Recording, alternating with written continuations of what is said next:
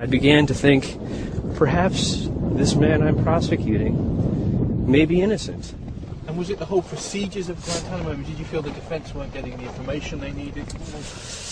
The procedure was defective. In fact, there was no procedure in place for turning over evidence. It was really dependent upon every prosecutor to come up with his or her own formulation for doing so. That struck me as appalling because, remember, this is 6 years into the process, and everything should have been collected at that point. There should have been a procedure in place so that we could ensure due process and fair trials for these defendants, for these detainees. There was no such process. Everything was in, as I say, disarray. Everything was contained in boxes that were not organized in any recognizable fashion. So you didn't believe the detainees would get a fair trial? I was convinced at that point that it was impossible to guarantee that they would get a fair trial. And I no longer thought I could ethically participate in a system like that. And remember, I've been a prosecutor my entire career. And one of the worst things, one of the things that keeps prosecutors up at night is convicting somebody who's not guilty of a crime and having them go to prison. And we'd kept these detainees at Guantanamo for, in some cases, almost 7 years. And that struck me as appalling, wrong, unethical, and finally immoral. And was it difficult for you to decide to quit then? It was the most anguished period of my life. I'm beginning to have grave misgivings about what I'm doing and what we're doing as a country.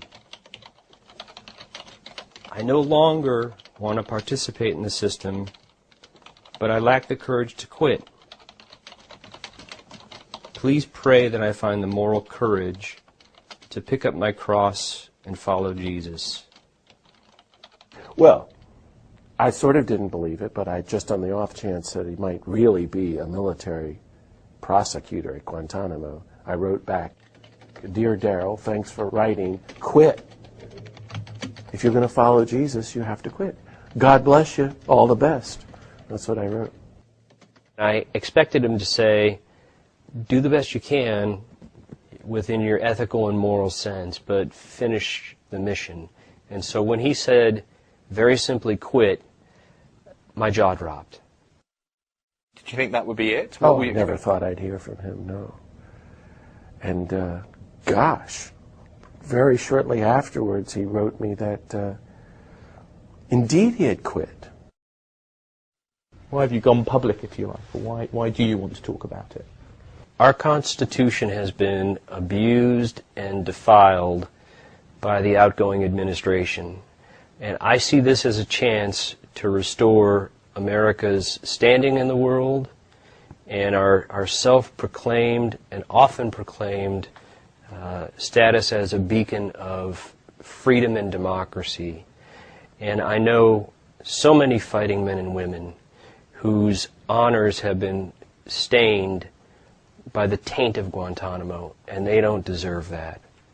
And so I'm here to tell the truth about Guantanamo and about how it involves a few people, not necessarily in uniform, maybe in the administration, but who have sullied America's military and have sullied our Constitution, and that is utterly unacceptable.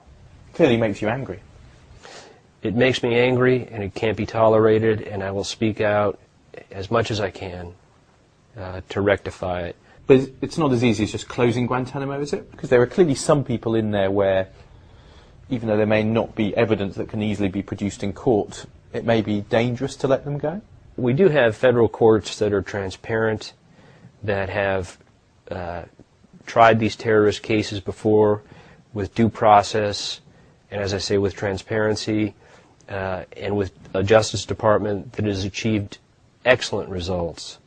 And that's what I would urge happen with these 9/11 defendants, because no justice will be obtained at Guantanamo. And if that entails moving them temporarily to the United States or for trial, so be it. We can protect ourselves, and we will.